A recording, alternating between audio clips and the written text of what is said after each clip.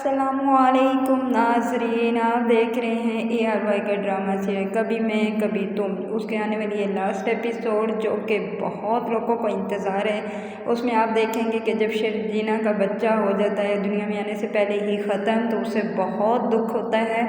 और जब ये फ़ात को पता चलता है तो फ़ात को भी बहुत दुख होता है, लेकिन फ़ात कुछ नहीं कर सकता और वो जाके शर्जीना के पास बैठ जाता है, बेड के पास बैठ जाता है और उसे कहता है कि शर्जीना तुम मुझे माफ़ कर दो, ये मेरी वजह से हुआ है। अगर मैं तुम्हारे पास उस टाइम होता तो ये कुछ भी ना होता। लेकिन शर्जीना जो होती है वो उसकी तरफ नहीं देखती है, पर वो तो बेहोश होती है, उसकी तबीयत ख़राब होती है। उसकी माँ पास बैठी हुई होती है और उसकी माँ शर्जीना की माँ से कहती है कि फ़हद बेटा, ये तो अल्लाह का हुक्म है, अगर तुम भी यहाँ इसके पास होते तो इस बच्चे की इतनी ही ज़िंदगी थी, क्यों ना कि वो इतनी ही ज़िंदगी लिखवा के आया था। जब वो चला जाता है, लेकिन जब शर्जीना को होश आता है तो वो अपनी माँ को कहती है कि मैं फ़हद के साथ नहीं बल्कि आपके साथ आपके घर जाऊँगी।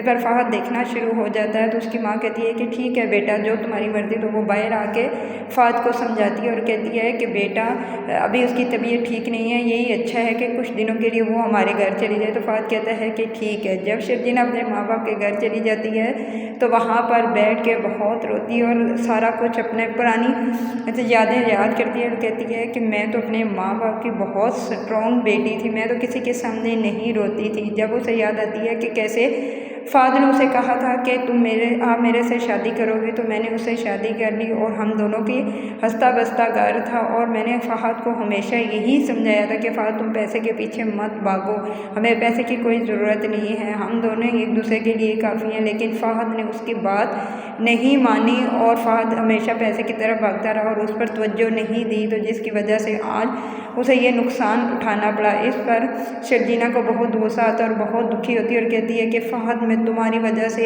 आज बहुत रोई हूँ, क्यों ना कि मैं अपने बाप की एक स्ट्रॉन्ग बेटी होने के बावजूद भी मैं किसी के सामने नहीं रोती थी, लेकिन आज मैं तुम्हारी वजह से बहुत रोई हूँ। और मुझे अब ऐसा लगता है कि ये सब मेरी गलती थी, क्यों ना कि ये मेरा कसूर था कि मैंने तुमसे बेइंतहा मोहब्बत की और तुम पर एतबार किया, लेकिन तुम मेरे एतबार के काबिल नहीं, क्योंकि तुमने तो शायद मुझसे कभी मोहब्बत ही नहीं की थी। अगर तुम मुझसे मोहब्बत करते तो तुम पैसे के पीछे नहीं भागते।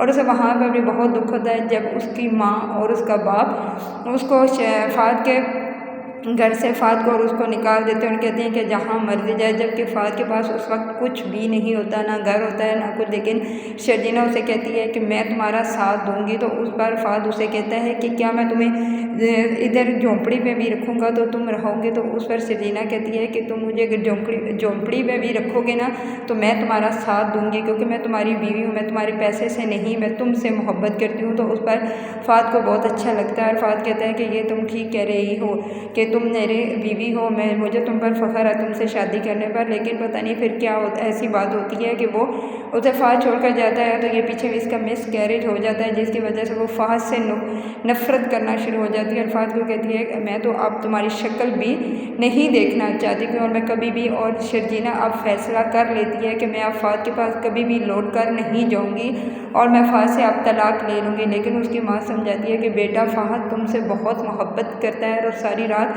वो तुम्हारे पास बैठा रहा है, एक मिनट के लिए भी वो वहाँ से नहीं उठा और तुमसे माफ़िया मांगता रहा। लेकिन वो अपनी माँ की बात नहीं मानती और कहती है कि बस अम्मी मैंने फ़ैसला कर लिया है कि मैं अब फ़हद के साथ नहीं रहूँगी और उससे मैं तलाक ले लूँगी। दूसरी तरफ देखेंगे कि फ़हद को भी बहुत दुख होता है। फ़हद भी अपने घर में जाके अकेले बैठ के ये सोचता है कि ये सब कुछ तो मेरा ही कसूर है, क्योंकि हर चीज़ मैं ही बर्बाद करता हूँ। क्यों ना कि शर्जीना ने तो मुझे बहुत समझाया था कि मैं पैसे के पीछे ना भागूँ, लेकिन ये सब कुछ मैंने शर्जीना के लिए ही तो किया था और आने वाले बच्चे के लिए किया था। इतना बड़ा घर बार मैंने तो सिर्फ शर्जीना के लिए लिया था कि शर्जीना इधर आके रहेगी। तो उस पर जब वो देखता है तो वो कहता है, शर्जीना को जब बताता है कि मैंने घर ले लिया, तो उसको कहता है कि सिर्फ शर्जीना मैं और तुम यहाँ रहेंगे। अगर वो कहती है तो घर वाले, तो कहता है अगर किसी घर वालों को भी दिल किया यहाँ रहने को तो वो बेशक आ सकते हैं, रह सकते हैं, लेकिन ये घर हमारा और तुम्हारा है। इसके अलावा मैं किसी को यहाँ नहीं रहने दूँगी। तो उस पर जब ये सब कुछ बातें वो सोचता है तो बहुत रोता है और वो कहता है कि आखिर ये क्या हो गया, क्यों ना कि हर